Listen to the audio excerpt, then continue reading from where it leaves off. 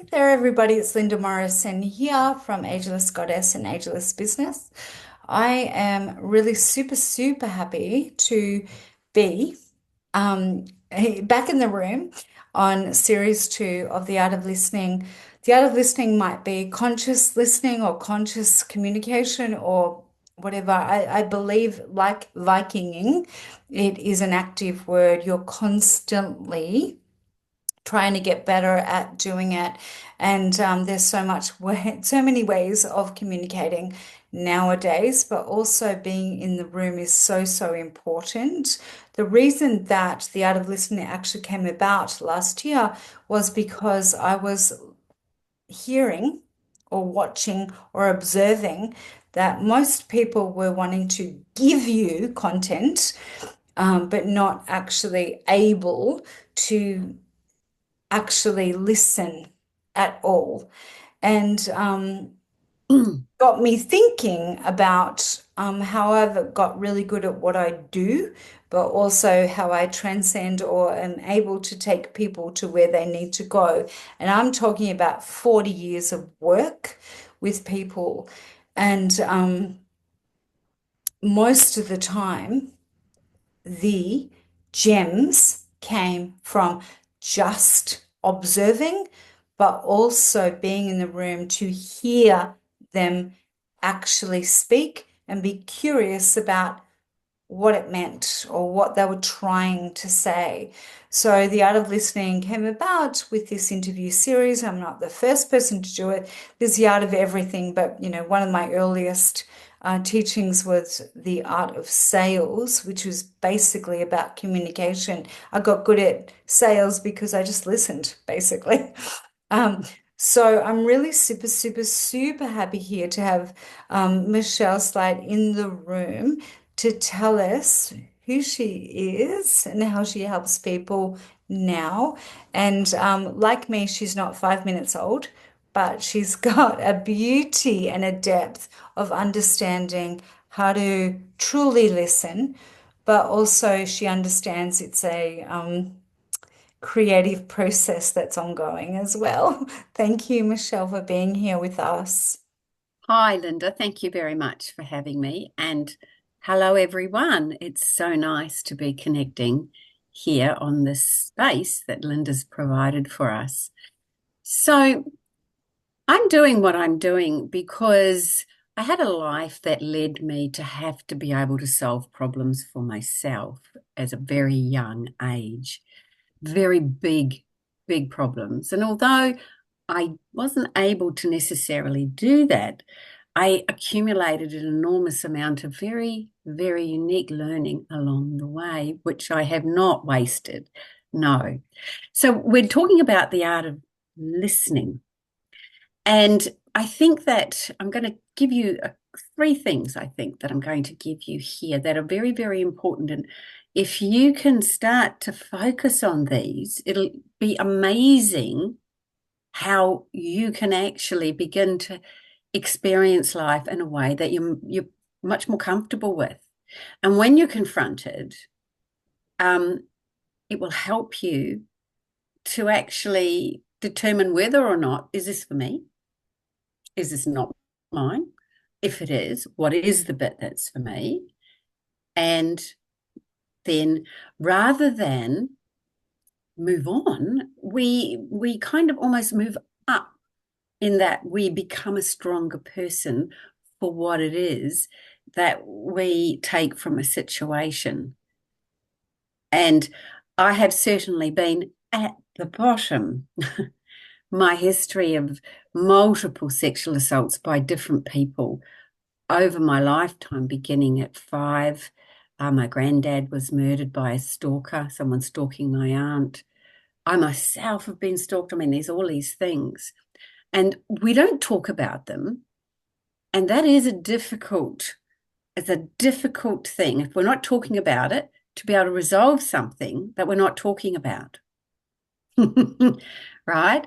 So it's important that if we're not talking to everyone else about the different things that are coming into our lives and how we're feeling about it all or thinking about it all, it's important that we're listening to us.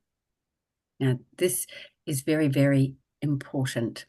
So we have this sort of connection, if you like. Got our intuition up here. And our intuition is that little voice that if we listen to it, we actually have good outcomes. Good things happen. And if we don't listen to it, we wish we had. And sometimes we block out that we didn't listen, and sometimes it's there. Think, oh, I wish I had. Right? We all know that little voice. That little voice is there to give us the ability to take an action in our own best interest. We also have our unconscious. Our unconscious is where we store the way that we do things, or they're called strategies, beliefs and decisions, and all of those things are in this filing cabinet. And that is how we get through life with all these different thoughts and these different strategies for how we go about things. And then we have our conscious mind. And in our conscious mind, we have some really neat tools that we need to listen to as well. So one of the tools that we have is our self-talk. And it's a gateway because we think about it this way. Everything that we tell ourselves is true. We're telling ourselves we will believe it. So it's really important you pay attention to what you're telling yourself. So if you get up and you look in the mirror and you go, oh, God, I'm ugly, you will believe that you're ugly. If you get up and you say, oh, I'm having a relaxed day today, oh, you'll have a nice relaxed day today. And it's really that simple because the unconscious believes everything the conscious tells it. Everything. So every time you catch yourself being hard on yourself, saying something negative about yourself, just go delete. I'm amazing. I love me. Something like that. Communicate with yourself in a respectful way, and you will find that other people will be able to do the same. Very, very, very important that we listen to what we're telling ourselves and make sure it's what is going to give us a really nice life. Next thing it has. Our conscious is where our emotions exist because we're consciously aware of our feelings. Now, our emotions can be our best friend or our worst enemy, depending on how we choose to use them. And to say that again, because this is really important. Our emotions are there. They're a gift. We get to choose. We might not know we have this choice, but now you do because you're here. They can be your best friend or your worst enemy, depending on how you process them. Ideally, you need to listen to your emotions. If you're feeling happy, then you know that's good. You can just be. However, our very best friends are anger. That lets us know that either we or someone else has stepped over our boundaries and we need to take an action to resolve that so that we can have a good outcome in life. Second is sadness. Sadness is something that lets us know that there is something that needs change, that we need to change. We need to think about that and we need to make a change there. It's a good friend because it means that we have growth because we can acknowledge something, we can take an action and we can move on. Then we have fear.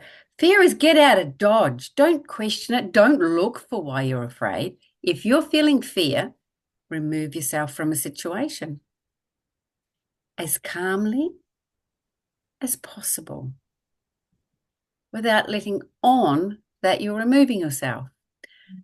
Then we have hurt, which is our teacher, and we have guilt. That lets us know that there's something that we did that we're not okay with. And, we can go and say, gee, sorry to that person or to ourselves, whomever. So that's just a really quick look at emotions. So they are there and they are communicating with us always communicating, telling us how our life is, how we're existing, and whether or not there's something we need to pay attention to. However, that is where their job ends. That's all they can do. Anything else, they become the worst enemy. So it's about, okay, pay attention. Now we need to take an action that is completely free of emotion. Emotion is something that comes up, it lets us know to pay attention, and then we've got to let it go. Now, we all have strategies, the way in which we do things. And quite often, strategies aren't giving us the best outcome,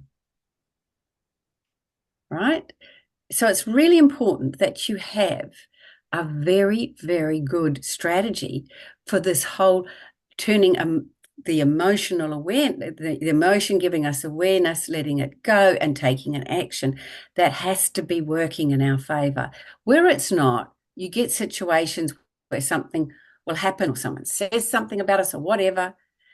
And so then we go and we do something, and then we sit back and we go, okay, that blew up in my face. Hey, that's not fair. And we're back in that emotion. Not a good strategy. Much better to have a strategy like I had when I was trapped in a toilet with a rapist. So I was able to actually stop him and send him running. By using the emotion correctly, taking the action correctly, everything gave me the best possible outcome. Right. So let's just have a little recap. Our intuition is that little voice that gives us the action. Our unconscious is where we store everything. So we have to look after it. And we have the power to decide what goes in there. And then we are consciously aware of our self-talk. So that's one way in which we can deal and take care of ourselves in our unconscious. There's emotion, and then we have something else called instinct. Now, if we are faced with a situation we don't know how to deal with it, that will actually shut down everything and step in. It's there to keep us alive, right? So if you haven't got a really powerful strategy that's working and putting all of our internal resources into giving you the best possible outcome, instinct will step in and it will take over. And it doesn't matter if someone's being nasty or whatever it is, it will snap in and you'll either freeze, fight, or flight. Right?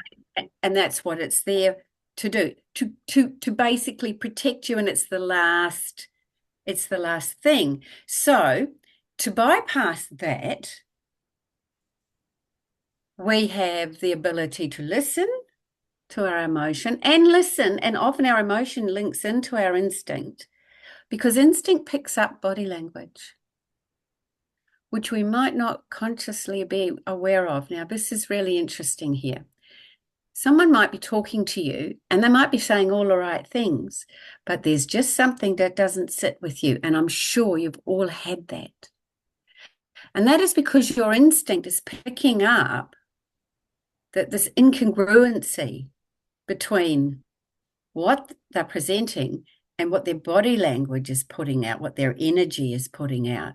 So your instinct is listening. It's telling you and it's letting your emotions know to inform you. Well, it's smarter than anything else. Right? Yeah.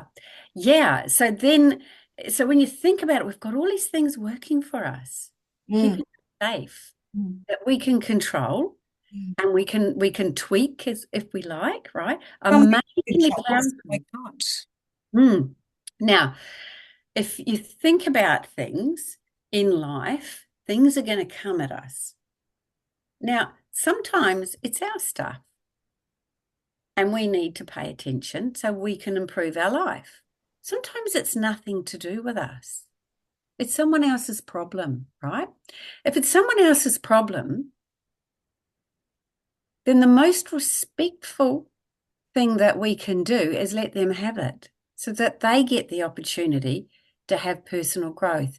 I can't tell you how many times I have listened to people say to me, I've done this for that person, I've done this for that person, I've done this for that person, and they never appreciate me.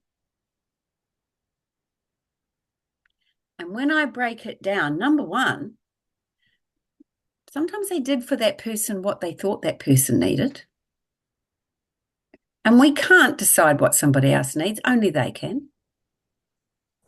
And sometimes the person is like, do something, do something. But we can never pick the thing that needs to be done that's right for them because we're not them. So there's always going to be animosity. If someone asks you for something, make sure if you're prepared to do something that you are very clear about what it is that they're asking so that, and then to decide whether or not you can give them what they're asking for. Right? It's very important. So if, for example, I had a client and that person was saying to me, or someone was talking smack about him, which is being rude about him, talking about him behind his back. Right, And yeah. I said, okay, this happens to us all. And I said, so Apparently. at what point is that any of your concern? Yeah. No, but he's saying these things about me. And I'm like, yeah, but at what point? Do you Where's the make it benefit? your concern? Yeah. What is the benefit in you actually bringing that inside yourself, allowing yourself to have an emotional response to it? Why have you let it in? We are our own gatekeeper. And before we take something on, we have to determine, is it ours? And we have to determine what is the thing that we need to learn. We only know that by listening inside ourselves for the answer, that intuitive voice, right? Again, if you're feeling a bit angry with something it's with something that's going on, someone's stepping over a boundary, right? Yeah. But here's the thing, and I said this to him, and I think it's a really good example so that you can really get this. I said to him, is there anything in what he said that you think is of value to you? Is there any truth that if you paid attention to it, If could you improve said, your life? You could improve your life because, oh, okay, so I'm not always on time.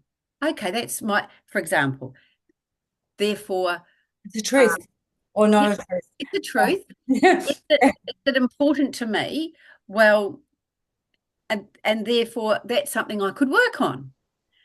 All the rest of what is being said is irrelevant, right? Or is what that person's saying their own issue? They have perceived something a certain way because they're in something. And it's quite often that people who are really struggling with something will take it out on people. But it's their problem to solve, and only they can solve it that's right for them. So I said to him again, was there any benefit to paying attention to that? Like, that person is entitled to think how they choose. They're entitled to their opinion. Yeah? Who are we to say that they can't have an opinion? And why on earth would we use energy over that? What a waste. Well, People are going to decide what they're going to decide. So we've got to be listening inside here. Okay, is there anything that's going to benefit me? And then I can use that for personal growth. I can also look at this person and think, do I need to make an adjustment in terms of our friendship? Maybe you're not quite on the inner circle. You might have to move out a few circles, to more to the periphery. I won't give you so much time because clearly, there's some issues. So that's something else. You always got to ask, what can I take from this? And if there's nothing for you, then you just ignore it. It's not yours. You just give it back. yeah, beautifully said. Yeah, beautifully Be said. respectful to the person and allow them to fix their own issues. Yeah, beautifully said. So I have a friend who's always 15 minutes late. So I worked out right from the outset, and maybe I was married to another one that was similar. I just worked out that I just lied to them about the time. Like I Yeah. just, yeah, I just went, it's going to be this time. And then it landed on the time that was actually the time. Because if they're always 15 minutes late, they're actually on time, but they don't know the time. So Hmm. I worked out, I changed the inside rules so that I didn't have stress because I do have something about time because I'm quite Yeah. organized actually. Apparently Yeah. it's Yeah. Yeah. So to this, but that was an example of what it could be that someone's saying that, yeah. So I I, just worked it it, out. And I yeah, also yeah. like there was some buffer in all of that as well. It's like, and then when you come to that appointment or whatever we're doing, I'm going to bring some water and some food and some whatever. And I like, because then they'd actually expand it out into something else as well. Onto the world of the entrepreneur. Like this is the world of the entrepreneur. But apparently I've got a good head in time, but I'm not a good head in other stuff. But also, I know how to get jobs done. And I worked that out really early. And also they're like, oh my God, oh, we've made it all here on time. And I'd just be like smiling in the room, going, yeah, you're already 45 minutes late. But anyway, we're gonna get the job done, right? So Yeah. we're Yeah. gonna get it done. Yeah. So if you're looking at the art of listening, being your own gatekeeper is determining, do I let this through?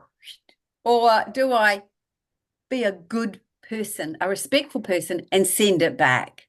Because it's not mine to take on.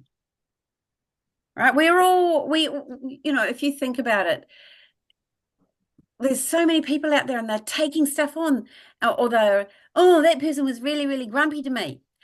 Now, I want to share this with you, and it's really important you listen. One of the areas that I work in therapy one-on-one, but the other area that I work in is in training around psychosocial hazards, or having psychological safety and psychosocial hazards. Now, there's someone else out there listening to everything that we say and do in our workplace and our friendship groups, everywhere.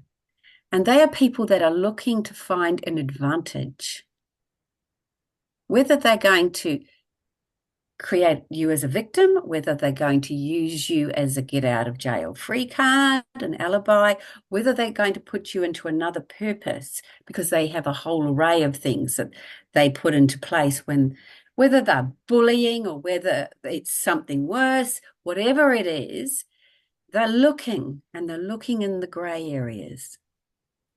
So I want you to listen very clearly to yourself and to your thoughts. And if you hear yourself thinking, they shouldn't, this doesn't, couldn't, wouldn't, it's not fair, shut it down. Shut it down.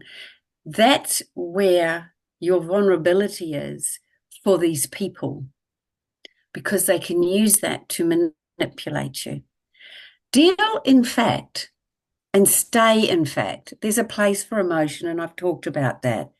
It's an early warning system to make you pay attention or to know how you're tracking, right?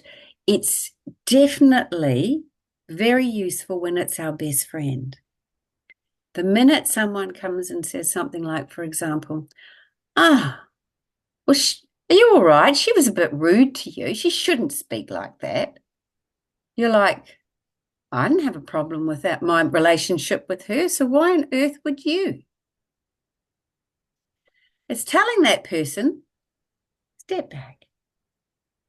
I manage myself. And it's also sending a message to those people that they will listen to. And that message is, I'm not the victim you're looking for. Mm. It's very, very important that, You for saying that, can I just scratch on that a little bit and ask you some other things? Because I have actually had this in my life where, unfortunately, my grandmother passed away, but she was my, overseer of all good, cool things and all things. However, when I've tried to be that matriarch in the family, and I've actually said, don't speak to my sister like that. that I've created problems. But the facts, Yes, yes, you would. yeah. Absolutely. Yeah. Yes, So I've said, you hang on would. a second, that's my sister you're speaking to, and she's my friend and my sister. Even if you're her son or her daughter or whoever, that ain't going to be happening. So Um, really what you were then, saying there is that in what you my say? house. So You, then it's created, yes. yeah, Yeah. Oh yeah, absolutely. yeah. Because you But actually, it was out of line. Like I'm not, I'm not a meanie or anything like that. yeah, Yeah, yeah, it became this thing. And I'm yeah, like, well, it was a reaction, actually. I didn't even preempt it or, you know, yeah. like it's like, don't talk to my sister like that. She's my sister. And it doesn't matter who you are, stop. But yeah, then they've gone in and I was the problem. Yes, because What your were you sister's talking the about? one that determines how she gets spoken to, not you. However, you can say, excuse me, please don't speak about my sister in my presence that way. That you can say Mm, because it's in your presence. Or please don't speak like that in my home. There's a footpath out the front. Go out there. mm, Right? mm, That you can. That's setting a boundary. But mm. putting up a wall will always get you into trouble. Well, and then we can Always. go Yes. Yes. backwards, and I'm not even. But what you did there, that's I mean, so many people do things like that, Linda. And Well, they I come wish from a place someone of would do that genuine. for me. Yeah. I Yeah, wish but the thing, yeah, but someone. we can only ever do it for ourselves. Mm, Truly do it for ourselves because we're the ones who know how we think and feel about something and if we're prepared to tolerate it or not.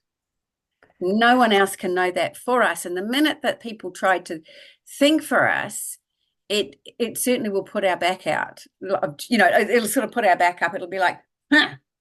And for and that day, but yeah, yeah, yeah. eventually they'll understand it, usually. Yeah, if you're reasonable. Friends and family usually forgive these little oversights.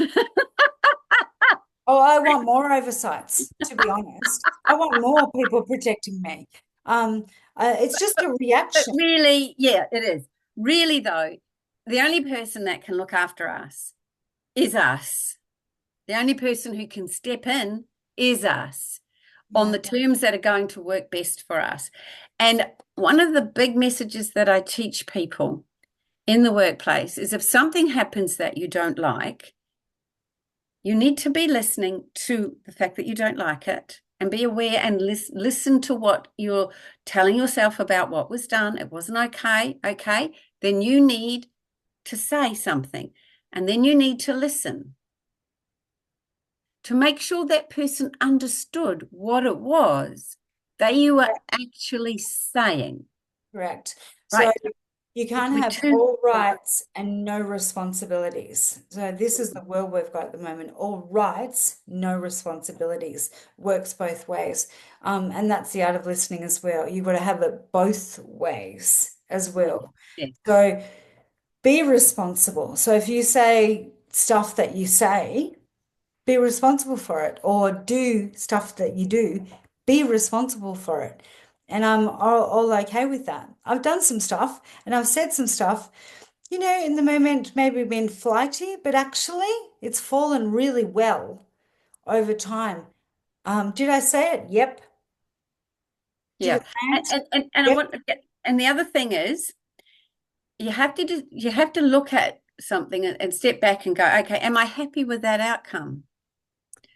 Well, often there's none. Well, there'll always be an outcome. There'll always be an outcome. And if the outcome is nothing, am I happy with nothing as an outcome for this? Correct. Correct. Right? It's but that's part of your strategy. If you're doing reflection or observation, if you have observation in your strategy for communication, then it gives you that space to step back and say, am I happy with this? Am I happy with what's happened? And then listen. And there'll be, yeah, but maybe I could tweak it a bit this way. Yep, absolutely. I'm happy. And if you're happy, doesn't matter if everybody else isn't. right? The only person that you really can be totally happy about is yourself, right? Because you're responsible for you. And just because someone else doesn't like something doesn't mean to say that you have to not like it or you have to think, oh, I shouldn't have done that. No. Well, actually, I'm happy with what I've just said, and that's my position. Because taking responsibility for yourself is making sure that you are represented by you. And then if you need to tweak it, you can. If you're happy, you're happy. So the art of listening is really very much, very much about paying attention to what you're telling yourself. Because if you're like, oh, I think I went too far. Oh, listen, I'm really sorry. I got the feeling that I went too far. And that's on me, got nothing to do with you. I need to tweak things a little for myself personally. And I really appreciate your understanding that, right? Because then we've resolved that and then we can make the tweak and we can move on, right? But listening is very, very, part of listening is the observation to an outcome of something and determining if you're okay with that or do I need to tweak it. When I teach people a really powerful strategy that I have, it's extraordinary how their lives turn around. And I've had people have come onto them and said, you know, you've got things sorted. Can you tell me, rah, rah, rah? How do you do that? You know, and they're like, oh, well, I just make it clear what my position is. But they have a strategy that other people are watching and they're seeing and they want it. And so they're listening not just to what's being said, but to the body language and the relaxation of the person who's saying some things that might be really, really difficult to say, or in a situation like me in that toilet, in a really dangerous situation, but saying them in a way that they can truly be heard on all the levels that they have to be heard on for you to get the best outcome. So the art of listening goes quite deep, quite deep. But we can always start with self. What am I 100%. telling self? Mm. Yeah, thank you so much, Michelle. And we can always keep learning as well, which Yep, yeah, absolutely. I don't know about you, but I'm going to be here for a lot of years. So Totally, totally, totally. yeah, Yeah, always yeah. look better. Michelle, you're a delight and amazing. So there's going to be some show notes and some links to get in touch with you. Um, you're amazing at the work that you actually do. I know that. It can't be easy every day, but also every day, unfortunately, people need more of it. So if I can help in any different way to be able to inspire people to actually be able to use this thing called speech or words or whatever or communication, then I'm really super, Is, super happy to or intuition or, be. yeah, yep, self-talk and instinct, all those things. Yeah, absolutely. Mm. Thank you so much, Michelle. No worries. It's been lovely. Thank you, thank you, thank you.